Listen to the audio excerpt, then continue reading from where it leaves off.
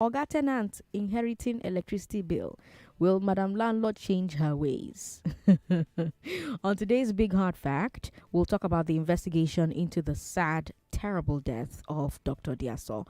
We'll have her colleagues join us on Hard Facts at 5 o'clock. As usual, we'll have news updates at the top of the hour every hour. Before I hand you over to the newsroom for the newsroom, Lagos, I'm Sandra Ezekwesili, and these are your Hard Facts.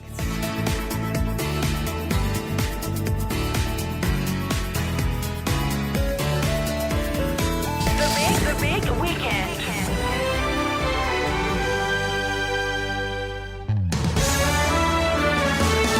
Has ECOWAS responded properly to the Niger coup? Is the Lagos state government being transparent about the investigation into Dr. Diaso's death?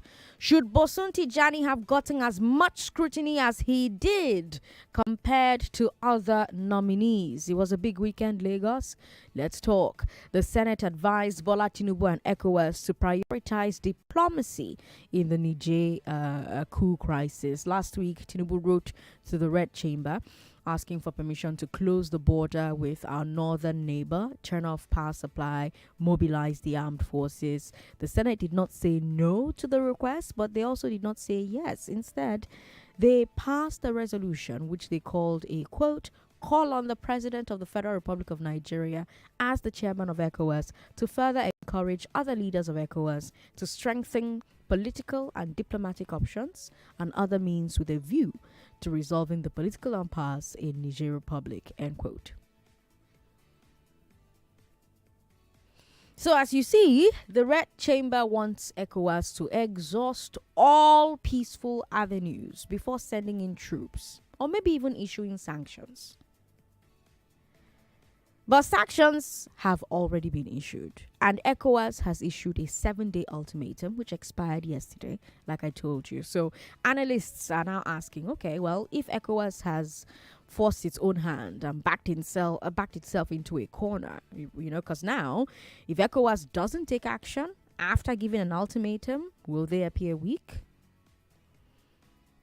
Just before I stepped into the show, we had the Italian PM saying to ECOWAS, extend the ultimatum that you've given to Niger while talks continue. And this is why usually countries start with small actions and then they work their way up.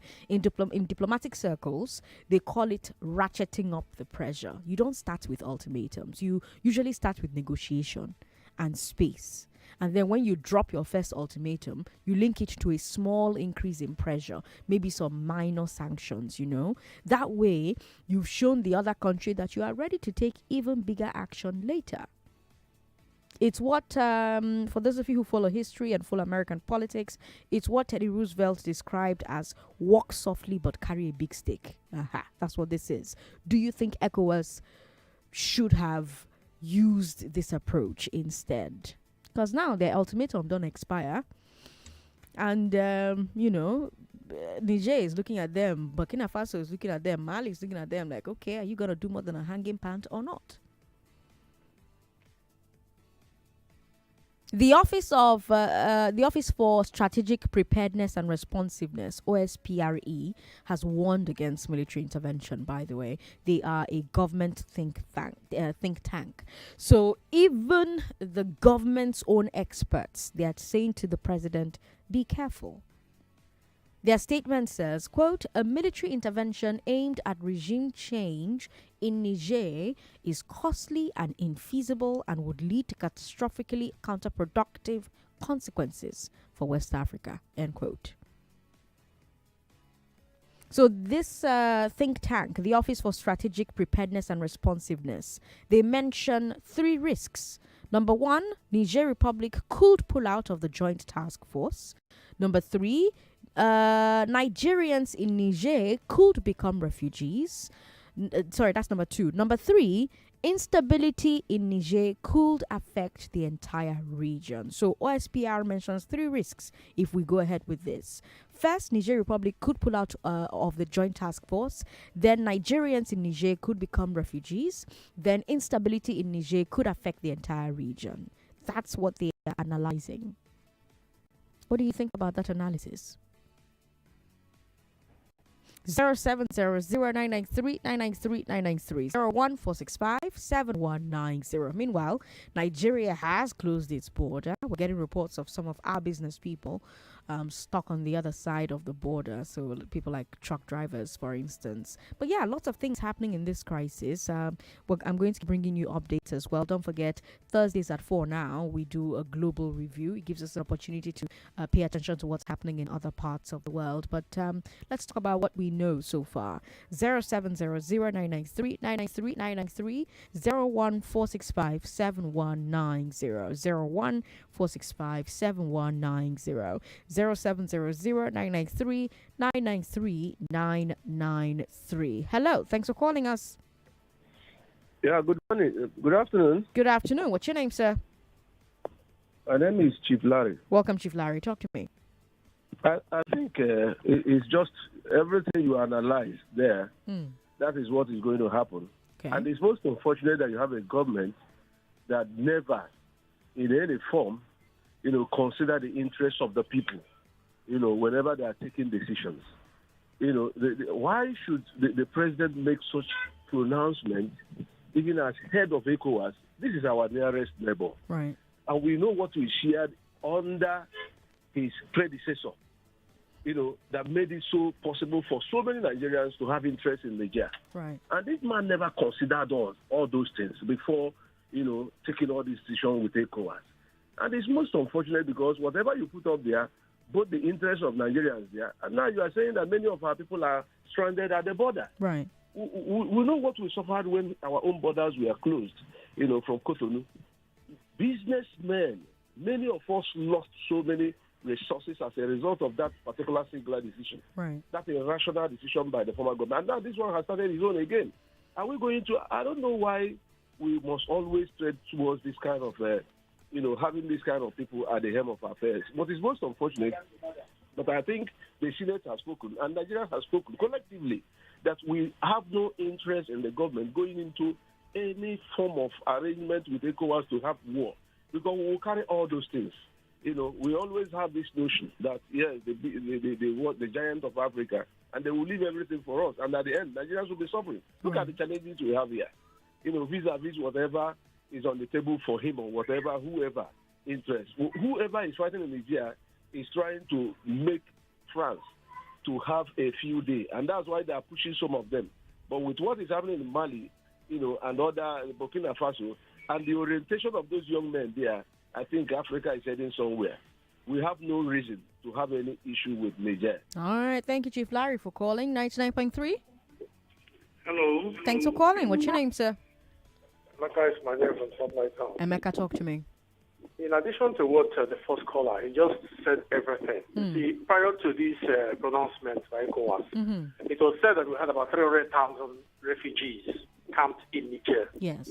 We have closed all the borders. I think we have about 5 states having borders with Niger. And that thing, like I said during Joyce's show, we should be looking at the reasons for the immediate and remote causes of these military takeovers in Africa. Okay. Because if ECOWAS leaders themselves are living up to democratic ideals, these coups will not be coming up. I am not a supporter of military coup, but then if we want to practice democracy in Africa, let us practice it. If not, then let's choose whatever form of government we want to go with.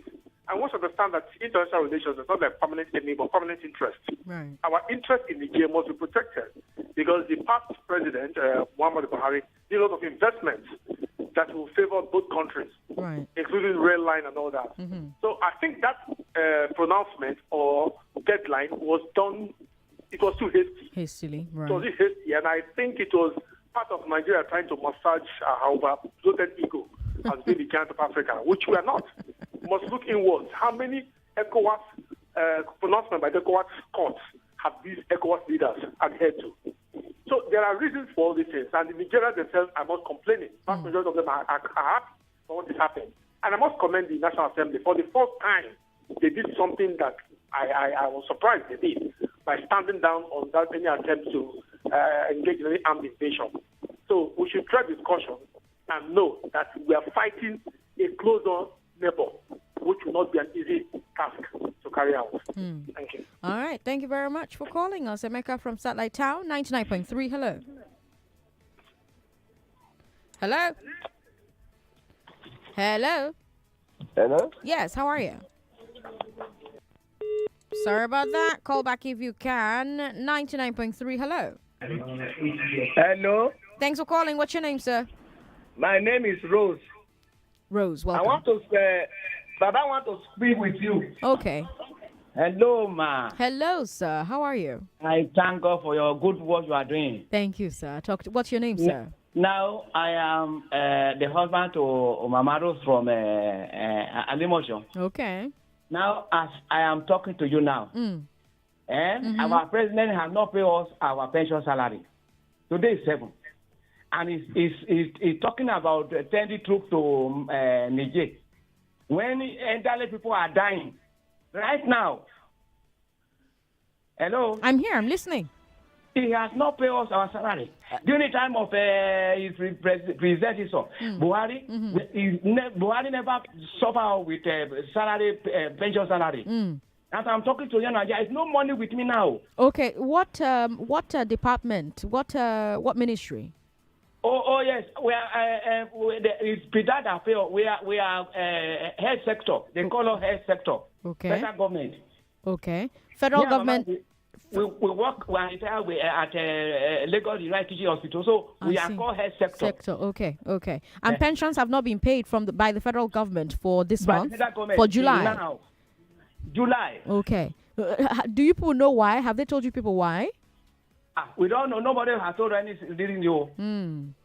Okay. So for you who's a pensioner, you're now hearing that they want to. They're thinking about going to do military action in Niger and fight the war that does not concern them. Right. When Nigerians are suffering, we are suffering. We are suffering. Right. Okay. All right. Rosie's husband, thank you so much for calling to share. Because at the end of the day, it's about priorities. It's about how much money do you have and can you really spend the money to pursue certain causes of action when there are a number of other paths to take, 99.3. Hello. Hello, Sandra. Good evening. Good evening.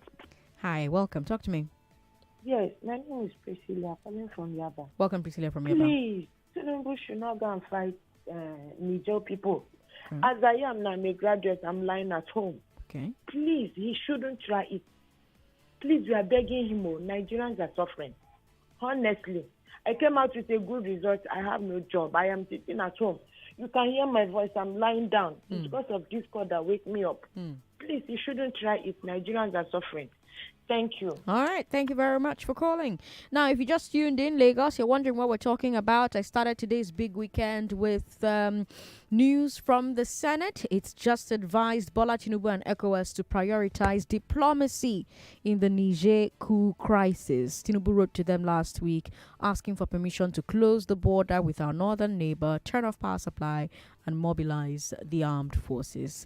The Senate did not say no, but the Senate did not say yes. The Senate instead passed a resolution that they called a quote, call on the President of the Federal Republic of Nigeria as the chairman of ECOWAS to further encourage other leaders of ECOWAS to strengthen political and diplomatic options and other means with a view to resolving the political impasse in Niger Republic, end quote.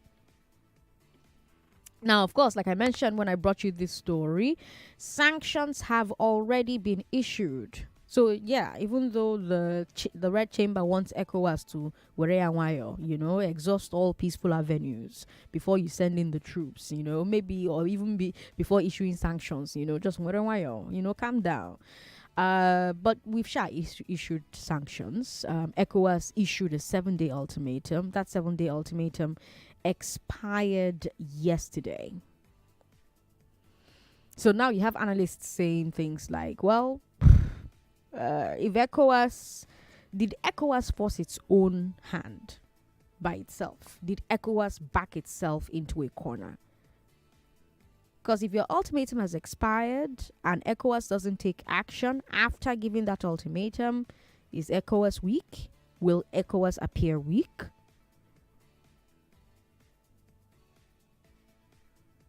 Nigeria's think tank, the government's own think tank, the Office for Strategic Preparedness and Responsiveness, have advised the president to be careful. They say that a military intervention aimed at regime change in Niger is costly and infeasible and would lead to catastrophically counterproductive consequences for West Africa. They mentioned 3 risks. Niger Republic could pull out of the joint task force. Nigerians in Niger could become refugees. Instability in Niger could affect the entire nation.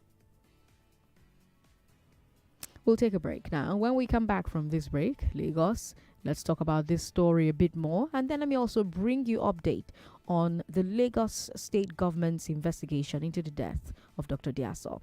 I'm Sandra Ezekwesili. You're listening to Hard Facts on 99.3 Nigeria Info. Don't go away. Yeah, info. Hey you, it's your deals plug, and as usual I've got the most fantastic information on the market, and it is tailor-made just for you. Now, with the way Niger is Nigerian, you need a power-packed meal to keep you fueled and ready to own your day. And Golden Penny Pasta is your sure plug. You already know. And if you think that you love Golden Penny Pasta enough already, I'm about to hit you with more reasons to love this nutrient-packed pasta. Every pack of Golden Penny Pasta is rich in protein, and it is sure to give your body the boost it needs. So say goodbye to feeling weak and say hello to a stronger, more energetic version of yourself. Wait now. There's still another reason to love Golden Penny Pasta. Beyond the rich protein it has, it also contains dietary fiber. This means you can bid farewell to sluggish digestion and hello to smooth sailing all day long.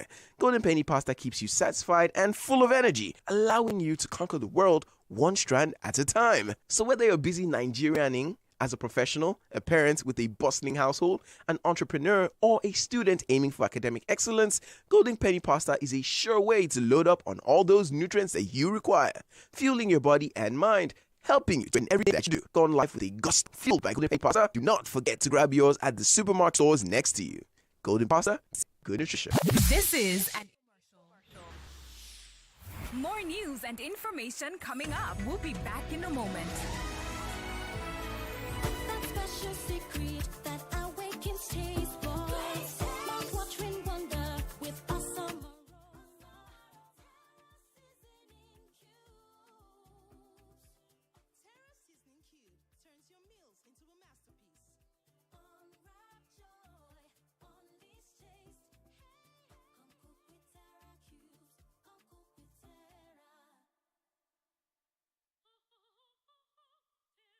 Kirby Nigeria is an American company offering opportunities to ambitious individuals to be a business owner and build a career opportunity with earnings of over 500,000 naira monthly. If you have a car and a valid driver's license, kindly call the following numbers: 081 570 50505, 090 563 74258, or 090 628 20052. Again, 081 570 50505, 090 563 74258, or 090 628 20052 to book an appointment. The long holiday is here, and Peter Rufai presents you with a perfect opportunity for your kids to discover and nurture their innate talent.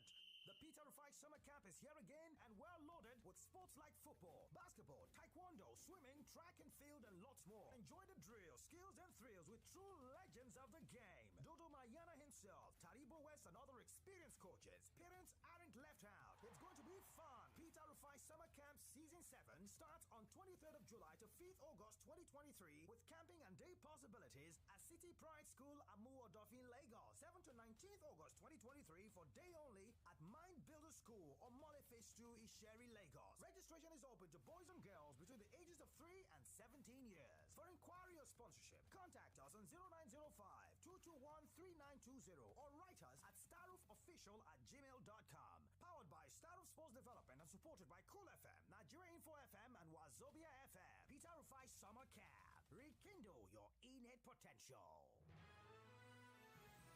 You are listening to your number one station for talk. Your number one station for talk. 99.3 Nigeria Info. Let's talk.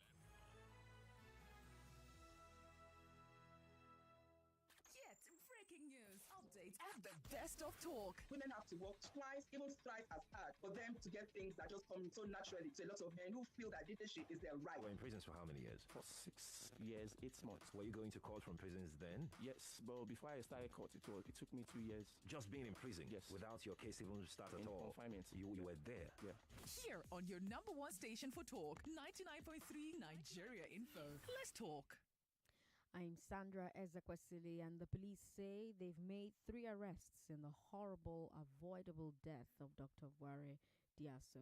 But we still don't know the identities of the suspects.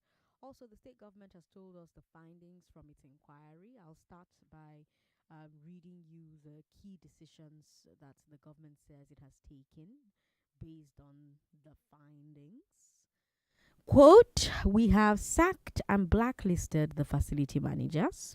The GM of LASG is to immediately proceed on suspension.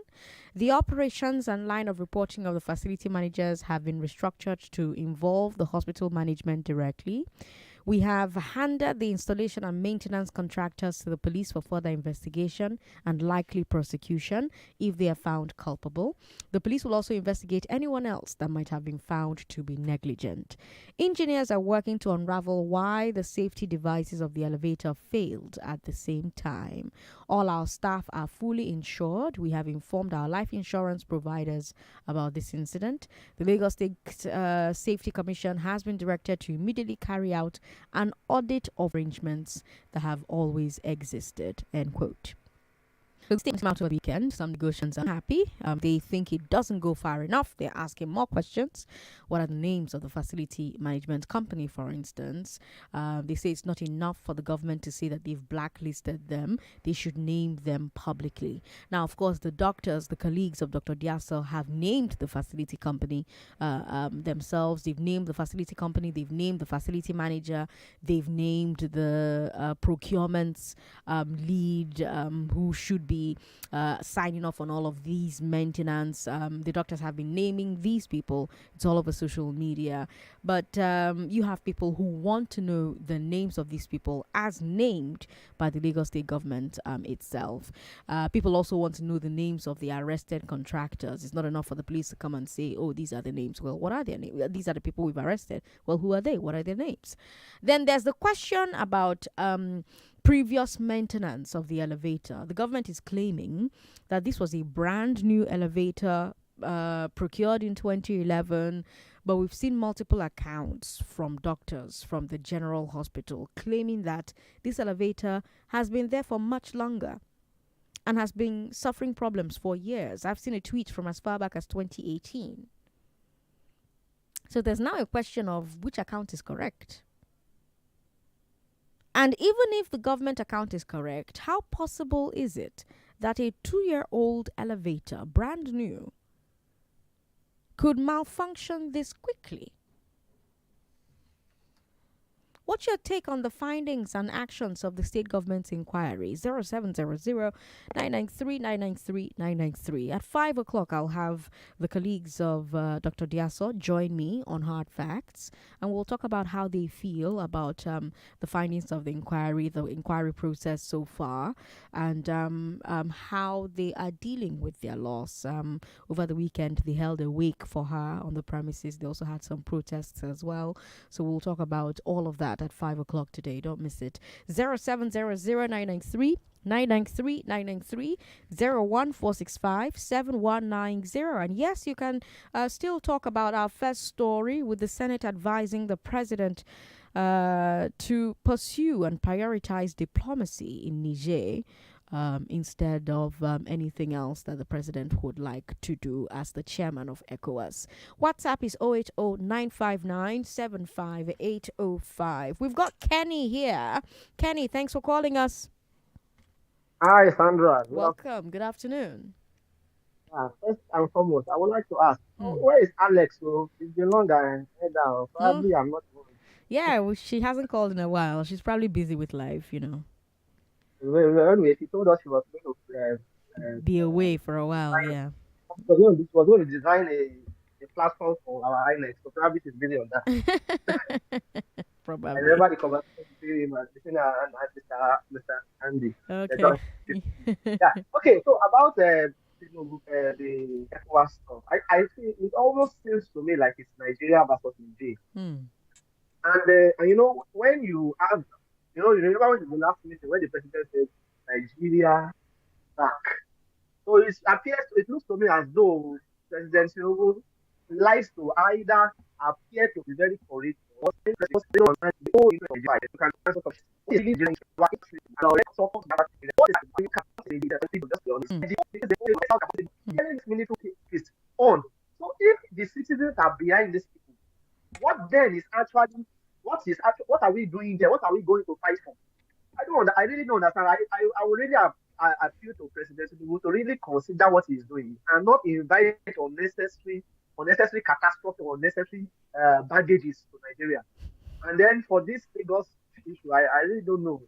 It's not until someone dies before you start seeing people in action. And I can tell you, God forbid, but I know with the way Lagos go and Nigeria goes, something like this will still happen, and we'll just forget about this one and focus on that one. And I pray it doesn't, but with the recent frequent things that have been happening in Lagos and Nigeria, and this revolution things happening, I just pray it doesn't happen.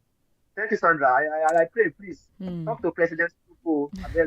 All right. Thank you, Kenny, for calling. We appreciate it. 99.3. Hello. Thanks for calling us.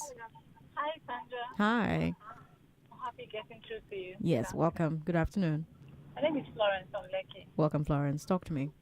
So on the doctor's case, if I comment on it, so usually when you do a root cause analysis, you want to look at what are the underlying issues that cause this tragedy. As far as I understand, we shouldn't be focused on the machine error. So machines are built to fail. So the whole elevator challenge and everything. But the most important or the most triggering action for me is the human error. Right. Why would a hospital not have blood in supply? So these are the issues that we should focus on. Yes, it's okay to penalize the engineer or whatever the root cause is taken to. But the most important factor there remains the fact that the hospital failed itself in providing blood. So machines fail. We don't expect them to fail, but when they fail, we should always have something as a fallback, as a protective measure. So the fact that the doctor was even taken to the hospital alive and there was no blood to administer, that is actually what caused the death of that doctor, not actually the machine trapping the child in the elevator. So that's my comment on the doctor's issues. Right. Then with the Niger Republic challenge, so Nigerians should be very careful. We don't want our president putting us in a situation that Ukraine has found themselves. This is beyond just, some people are saying uranium, Niger has good abundance.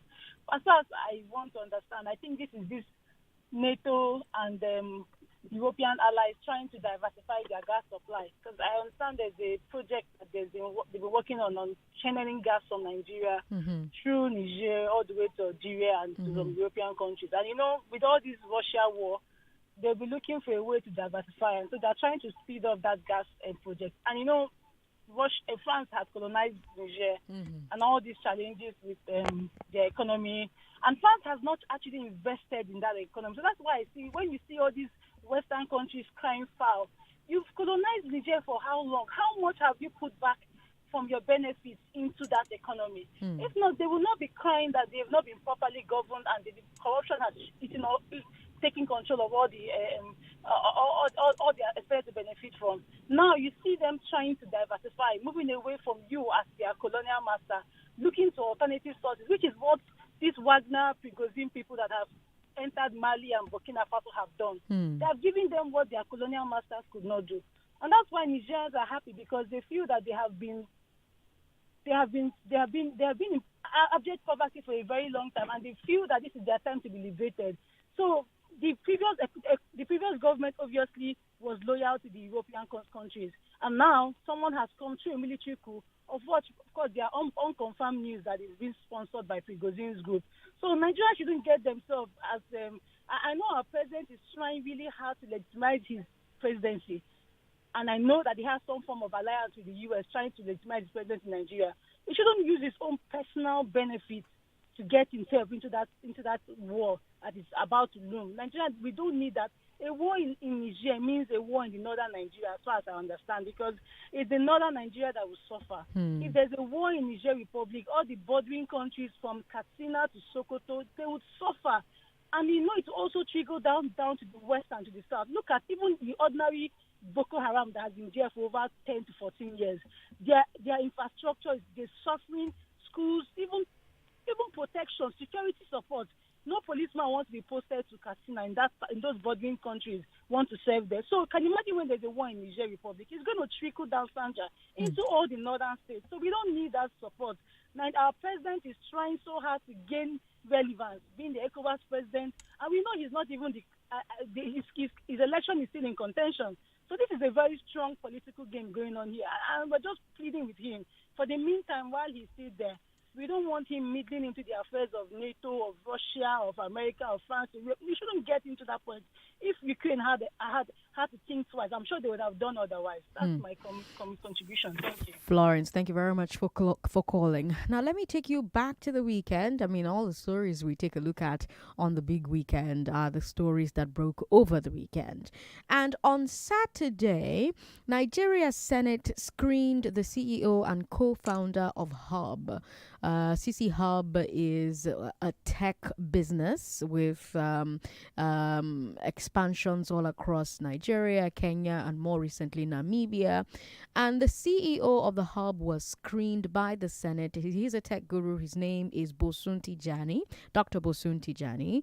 And it became quite the interesting process. So let me introduce Bosun to those who do not know him. Let him do his own introduction by himself. Your Excellency, the Senate President, Senator Godswill Akpabio, Your Excellency, the Deputy Senate President, Senator Jibrin Barao, distinguished members of the Senate leadership, a very special recognition for the distinguished senators from my own state, Senator Shuaib Afolabi Salisu, Senator Olamileko Adeola, and His Excellency, Senator Otumagbenga Daniel, and of course, all other distinguished senators of the Federal Republic of Nigeria. My name is Dr. Bosun Tijani. I'm from Itoko in Abeokuta South local government area of Ogun State. I was born in Agege, Lagos State, and happily married with 3 kids. I stand before this esteemed chamber today, humbled and honored by the trust reposed in me by His Excellency the President, Bola Ahmed Tinubu, GCFR, as a ministerial nominee of the Federal Republic of Nigeria. I extend my heartfelt gratitude to Mr. President for nominating me to serve in this crucial capacity, and to the Senate for giving me the opportunity to present myself for screening. My journey into public service has been driven by a deep-rooted passion for our great nation and an unyielding commitment to its progress. Throughout my career, I have been privileged to witness firsthand the untapped potential and boundless possibilities that Nigeria holds. However, I'm also acutely aware of the challenges that lie ahead of us. And it is with this sense of purpose and determination that I present myself before you today. At this point, I would like to share a bit of context as to who I am and what I can contribute in support of Mr. President's agenda, of course, subject to your confirmation. Academically, I hold a bachelor's degree in economics from the University of Jos, a master's degree in information systems and management from Warwick Business School, and a doctorate degree in innovation and economic development from the University of Leicester in the UK.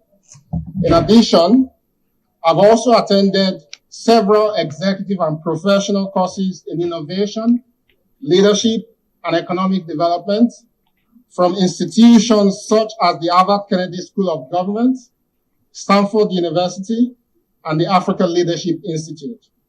I am a fellow of the Center for Democracy, Development, and Rule of Law at the prestigious Stanford University.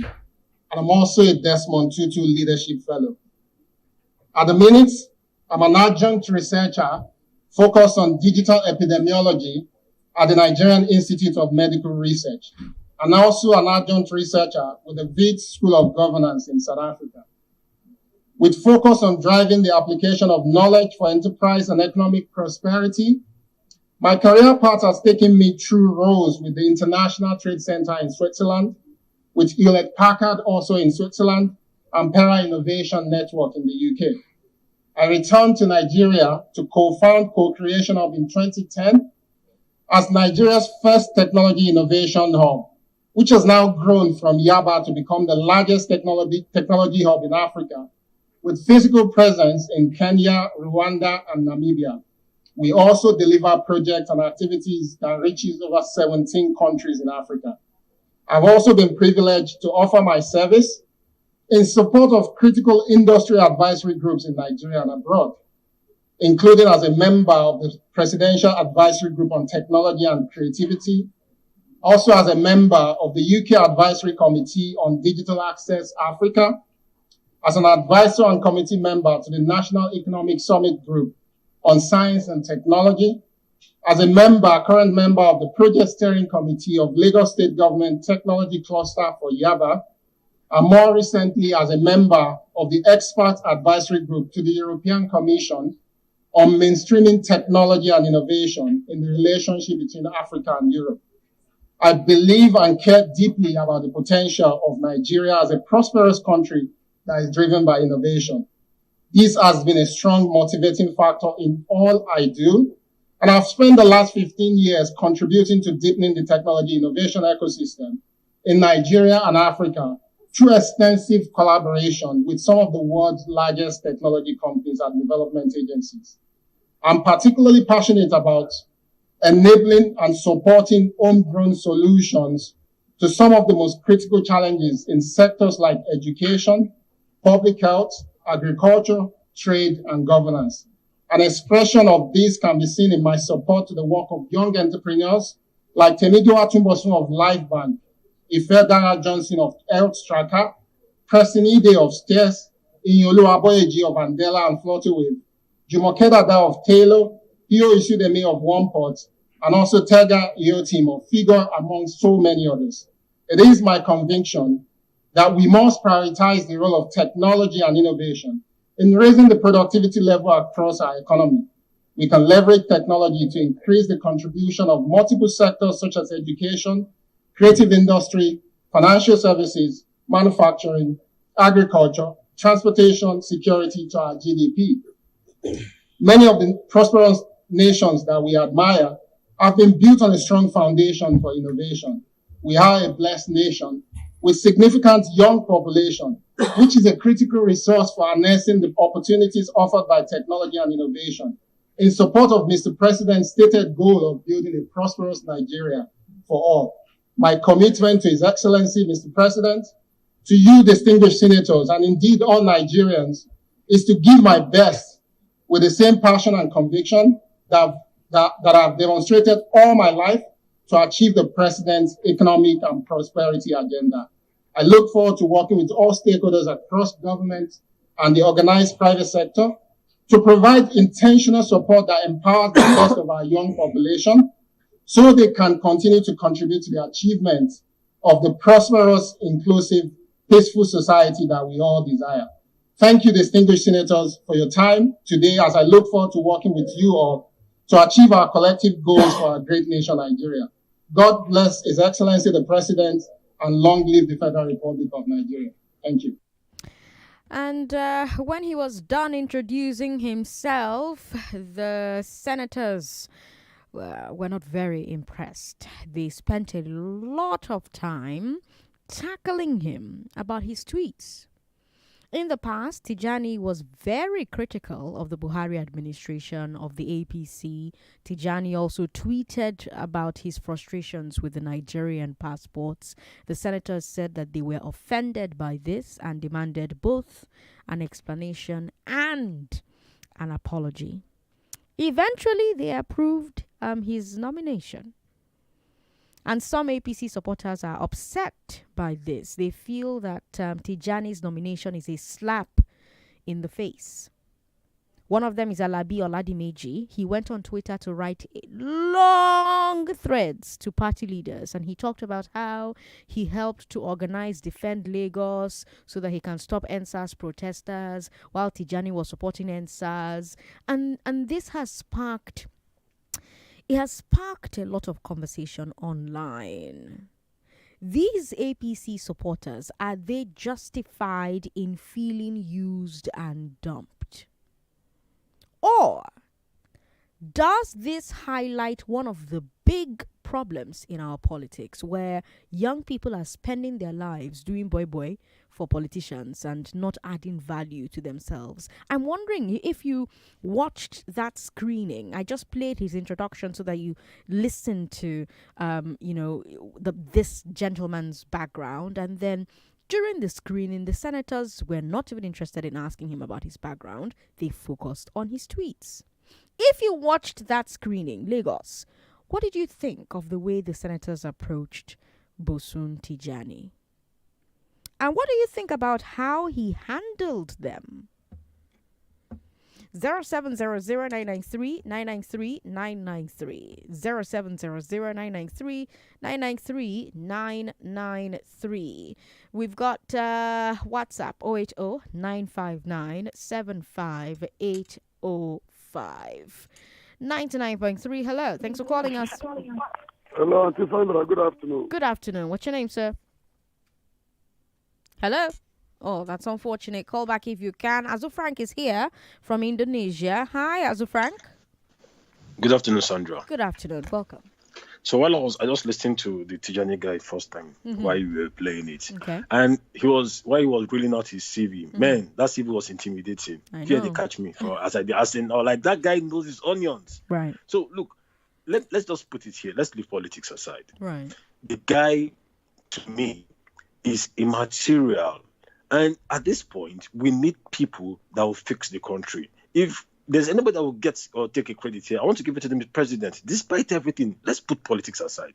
We need great minds that will fix your country. I keep telling people, I think I've told you this before. In Indonesia here, the president, after the election, he goes into other parties. His opponent, in fact, his minister for defense was his rival, as it was a very close call. The guy almost won him in the presidential election.